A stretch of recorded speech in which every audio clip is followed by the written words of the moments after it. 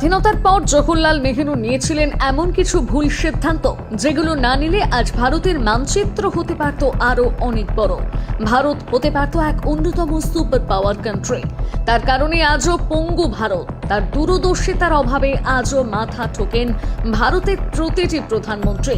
কখনো তিনি প্রত্যাখ্যান করেছেন জাতিসংঘের স্থায়ী সদস্য পদ, আবার কখনো তিনি অস্বীকার করেছেন নেপাল বালুচিস্তানকে তাদের সাথে যুক্ত করা নিয়ে। পিওকে হোক বা ওমানের গদার পোর্ট, যা আজ ভারতের হতে পারত তা আজ সবই পাকিস্তানের হাতে। ৩৭০ ধারা হোক বা ইন্দাস চুক্তি, একের পর এক ভুল সিদ্ধান্ত নিয়ে গেছেন তিনি। একটি বা দুটি নয়, পরপর ৯টি ভুল সিদ্ধান্ত নিয়েছিলেন নেহেরু, যার মাসুল আজও গুনতে হচ্ছে প্রতিটি ভারতবাসীকে। আজ ইন্ডিয়া হুড রেকর্ডে আমরা তুলে ধরবো সেই সমস্ত অজানা সত্য যা বরাবরই লুকিয়ে রাখা হয়েছে আপনাদের থেকে, যা জানে না অধিকাংশ ভারতীয়। প্রথম সিদ্ধান্ত, আমরা সকলেই জাতীয় গান গাই, কিন্তু পুরোটা নয়। বন্দে মাতরম আজ যতটুকু গাওয়া হয় তার সম্পূর্ণ গানের ছোট্ট একটা অংশ মাত্র। সালটা 1882, বঙ্কিমচন্দ্র চট্টোপাধ্যায়ের আনন্দমঠ উপন্যাসে প্রথমবারের জন্য প্রকাশিত হয় বন্দে মাতরম কবিতাটি। এরপর সালটা 1905, তখন বঙ্গভঙ্গ আন্দোলন চলছিল। সেই সময় বিশ্বকবি রবীন্দ্রনাথ ঠাকুর প্রথম বন্দে মাতরমকে জাতীয় সঙ্গীত হিসেবে গ্রহণ করার প্রস্তাব দেন এবং কংগ্রেস অধিবেশনে গানটি গেয়ে শোনান। এরপর সালটা 1937, কংগ্রেস ওয়ার্কিং কমিটি বন্দে মাতরমকে জাতীয় সঙ্গীত হিসেবে ব্যবহারের সিদ্ধান্ত নেয়। কিন্তু নেওয়া হয় এক অদ্ভুত সিদ্ধান্ত, যেখানে ঠিক করা হয় ভারতের জাতীয় গান হিসেবে বন্দে মাতরম গ্রহণ করা হবে, তবে শুধু প্রথম স্তবক অর্থাৎ বন্দে মাতরম সুজলম সুফলম মলয়জ শীতলম, আর বাকি অংশ যেখানে দেবী রূপ, শক্তি, দুর্গা ইত্যাদির উপমা রয়েছে সেগুলো বাদ দেওয়া হবে। কিন্তু কেন? কারণ বাদ দেওয়া অংশে মাতৃভূমিকে হিন্দু দেবী হিসেবে চিত্রিত করা হয়েছে, যা মুসলিম সম্প্রদায়ের ধর্মবিশ্বাসের সাথে যায় না। আর এই সিদ্ধান্তে সায় দেন জওহরলাল নেহেরু, মৌলানা আবুল কালাম আজাদ, রাজেন্দ্র প্রসাদ, সর্দার বল্লভভাই প্যাটেলের মতন ব্যক্তিরা। এই সিদ্ধান্তে সকলে সায় দিলেও এই সিদ্ধান্তের নেতৃত্ব দিয়েছিলেন জওহরলাল নেহেরু। তাই আজও বন্দে মাতরমকে আমরা পুরোটা নয়, অর্ধেকটা গাই। শুধু তাই নয়, নেহেরু মুসলিম লীগের সভাপতি মোহাম্মদ আলী জিন্নাহকে বন্দে মাতরম নিয়ে একটি চিঠি লেখেন। চিঠিতে তিনি জানান, এই গানে আমরা ভারতকে একটি দেবী মা রূপে পুজো করছি, আর এটা মুসলিমরা স্বীকার করবে না। তাই এটি জাতীয় গান হওয়ার জন্য উপযুক্ত নয়। অর্থাৎ এখান থেকেই বোঝা যায় বন্দে মাতরম নিয়ে নেহেরুর মনোভাব কি ছিল। দ্বিতীয় সিদ্ধান্ত, সালটা 1947। একদিকে পাকিস্তানকে আলাদা রাষ্ট্র হিসেবে মর্যাদা দেওয়া হয়, আর অন্যদিকে ভারত আলাদা রাষ্ট্র হিসেবে স্বাধীনতা লাভ করে। কিন্তু সেই সময় কাশ্মীর ছিল স্বাধীন একটি রাজ্য, যার রাজা হরি সিং কাশ্মীরকে ভারত বা পাকিস্তান কারোর সাথে যুক্ত করতে চাননি। কিন্তু স্বাধীনতার পরে সমস্ত দাবি মেনে নেওয়া হলেও পাকিস্তান শুরু করে বিশ্বাসঘাতকতা। 22 অক্টোবর হঠাৎ করে আক্রমণ করে কাশ্মীরে। দ্রুত অনুপ্রবেশ, লুটপাট আর হিংসা ছড়িয়ে পড়ে সারা কাশ্মীর জুড়ে। তখন রাজা হরি সিং ভারতের প্রধানমন্ত্রী জওহরলাল নেহেরুকে চিঠি লেখেন, অনুরোধ করেন কাশ্মীরকে ভারতের সাথে যুক্ত করার এবং অত্যাচার থামাতে সেনা পাঠানোর। 1947 সালের 26 অক্টোবর জম্মুর অমর প্রাসাদে ভারতের সঙ্গে যুক্ত হওয়ার চুক্তির স্বাক্ষর করেন রাজা হরি সিং। এরপর ভারতীয় সেনারা বীর বিক্রমে পাকিস্তান সেনাদের বিরুদ্ধে যুদ্ধ শুরু করে।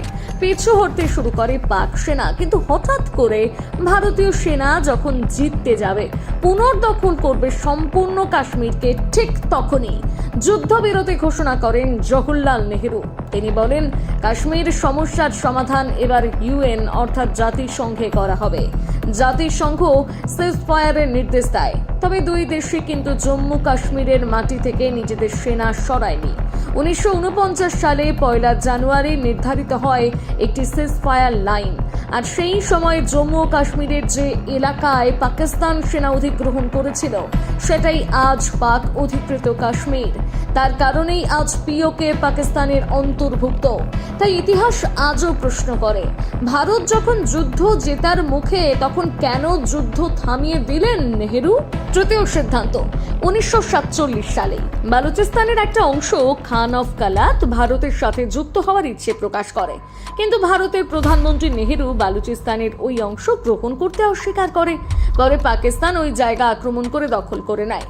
হয়তো অনেকেই এর গুরুত্ব তখন বুঝতে পারেনি, কিন্তু বিশ্লেষকরা বলছেন ওই জায়গা ভারতের কাছে থাকলে ওই জায়গা হতো গালফা দেশগুলোর সাথে ভারতের যাতায়াতের অন্যতম গুরুত্বপূর্ণ গেটওয়ে। পাওয়া যেত ওমান ইরান সমুদ্র পথের নিয়ন্ত্রণ, বাড়ত পশ্চিম উপকূলে ভারতের স্ট্র্যাটেজিক অবস্থান। আর আজকের দিনেও আমরা জানি বালুচিস্তান ভারতের প্রতি কতটা সদয় এবং ভারতকে ঠিক কতটা সমর্থন করে। নেহেরুর এই প্রস্তাব তখন ফিরিয়ে দিয়েছিলেন, কারণ এই জায়গা ছিল পাকিস্তানের পশ্চিম সীমান্তে। ফলত বালুচিস্তানের এই অংশের সাথে ভারতের কোনো বর্ডার ছিল না, তাই প্রশাসন, সামরিক নিরাপত্তা, যোগাযোগ সবই অসম্ভব হতো। ভারত তখন সামরিক ও অর্থনৈতিক দিক থেকেও দুর্বল ছিল, আর নেহেরু ভেবেছিল এই সিদ্ধান্ত নিলে ভারত পাকিস্তানের মধ্যে ফের যুদ্ধ হতে পারে। তাই নেহেরুর সিদ্ধান্ত সেই সময়ের জন্য যুক্তিযুক্ত হলেও দীর্ঘমেয়াদে ক্ষতিকর বলে প্রমাণ হয়েছে বলে মনে করেন অনেক বিশ্লেষক। চতুর্থ সিদ্ধান্ত। এরপর সালটা 1949। 17 অক্টোবর কাশ্মীরে 370 ধারা লাগু করা হয়, যার উদ্দেশ্য ছিল জম্মু কাশ্মীরকে একটি বিশেষ রাষ্ট্রের মর্যাদা দেওয়া, যেখানে লাগু হবে না কেন্দ্র সরকারের কোনো নির্দেশ, আইন প্রয়োগ করতে লাগবে আলাদা অনুমতি। আর এই সম্পূর্ণ সিদ্ধান্তটি ছিল ভারতের প্রথম প্রধানমন্ত্রী জওহরলাল নেহেরুর মস্তিষ্ক প্রসূত। এই আইনের ফলে জম্মু কাশ্মীরে বাড়ে বিচ্ছিন্নতাবাদী মনোভাব, চলে প্রতিবেশী শত্রুদের উস্কানি, বিনিয়োগ ও শিল্প স্থাপনের ক্ষেত্রেও হতে হয় একাধিক বাধার সম্মুখীন। জানলে অবাক হবে, এই আইন প্রণয়নের সময় নেহেরুকে বারবার বাধা দিয়েছিলেন সর্দার বল্লভভাই প্যাটেল থেকে শুরু করে বি.আর. আম্বেদকর, শ্যামাপ্রসাদ মুখার্জি সহ আরও অনেকে। যদিও 2019 সালে 5ই অগস্ট ভারতের বর্তমান প্রধানমন্ত্রী নরেন্দ্র মোদীর নেতৃত্বে কাশ্মীরের এই বিশেষ মর্যাদা সরানো হয়। একটি রিপোর্ট জানলেই আপনি বুঝতে পারবেন কি পার্থক্য ছিল 370 ধারা আগের ও পরের কাশ্মীরে। রিপোর্ট বলছে 2018 সালের আগে জম্মু কাশ্মীরে সশস্ত্র আক্রমণের সংখ্যা ছিল 597, সেখানে 2025 সালে সেই সংখ্যা নেমে এসেছে 145-এ। অর্থাৎ তথ্য আপনার সামনেই রয়েছে, তাই বিচারের সিদ্ধান্তও আপনার। পঞ্চম সিদ্ধান্ত। এরপর সালটা 1950। ওমানের তৎকালীন সুলতান ছিলেন শাইদ বিন তৌমুর। তিনি সেই সময় ভারতকে বিক্রি করতে চেয়েছিলেন ওমানের গদার পোর্ট, কিন্তু নেহেরু সেই প্রস্তাব প্রত্যাখ্যান করেন। এরপর 1958 সালে পাকিস্তান প্রায় 3 মিলিয়ন পাউন্ড দিয়ে ওই জায়গা কিনে নেয় ওমানের থেকে। পরে চীনের সহায়তায় এই পোর্টকে আরো উন্নত করে তোলে পাকিস্তান। আজ এই পোর্ট সারা বিশ্বের জিও পলিটিক্সে একটি গুরুত্বপূর্ণ ভূমিকা পালন করে। বর্তমানে এই পোর্ট একাধিক দেশের মধ্যে তেল আমদানি রপ্তানির অন্যতম রাস্তা, আর আজ ওই পোর্ট ব্যবহার করে ভারতের উপর নজর রাখছে চীন।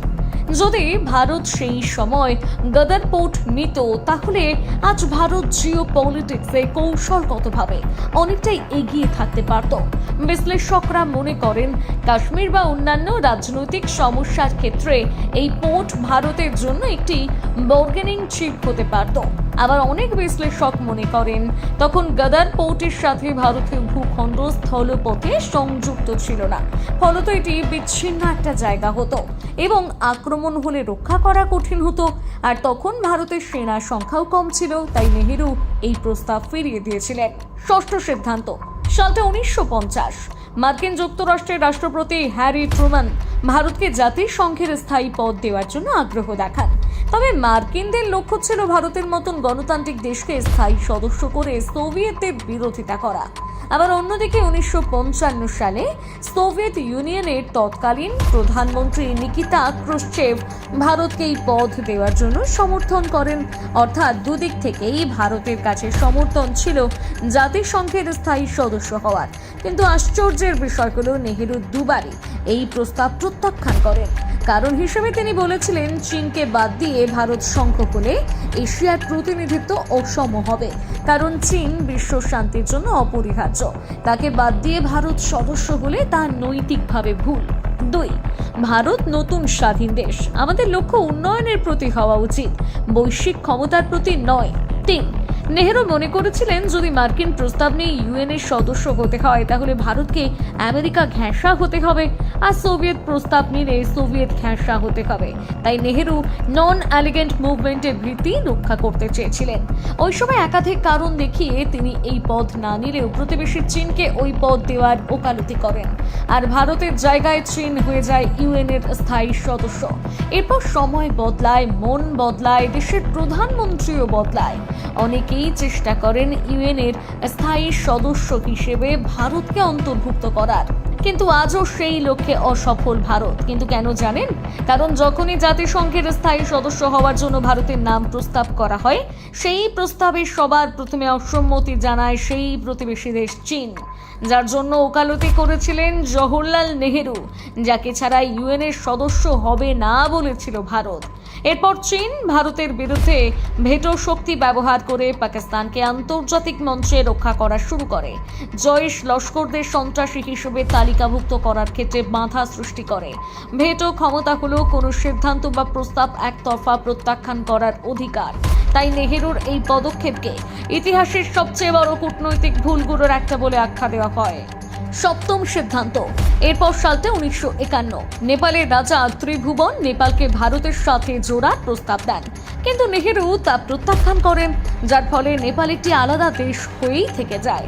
যদিও এর সত্যতা নিয়ে বহু তর্ক বিতর্ক রয়েছে, তবে ভারতের প্রাক্তন রাষ্ট্রপতি প্রণব মুখার্জি নিজের আত্মজীবনী দ্য প্রেসিডেন্সিয়াল ইয়ার্সে এই কথা লিখেছেন, তবে সরকারি কোনো ডকুমেন্টেশন নেই।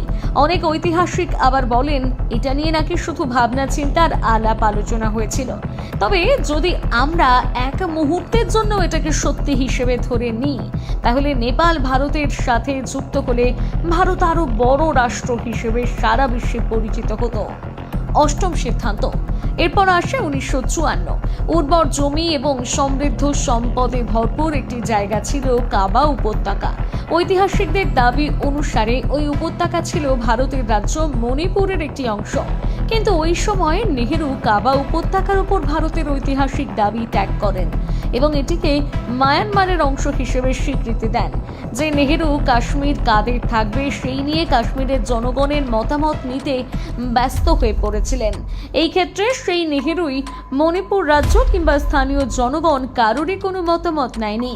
জানা যায় বর্মা অর্থাৎ মায়ানমারের সঙ্গে বন্ধুত্বপূর্ণ সম্পর্ক গড়াই ছিল নেহেরুর মূল উদ্দেশ্য।